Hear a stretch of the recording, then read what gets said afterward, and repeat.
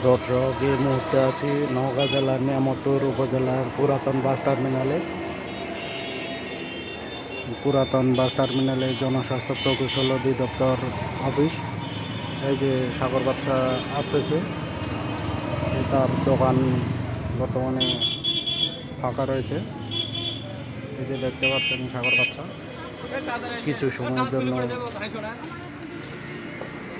বাইরে ছিলেন,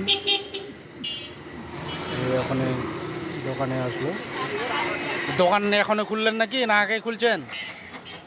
6:30টার দিকে। ও 6:30টায়। এখন যে ছিলেন না, কোথায় ছিলেন? হিসু করতে গেছিলাম।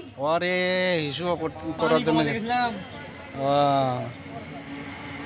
যে দেখতেছেন এখন বর্তমানে দোকানের চেম্বারে বসলো।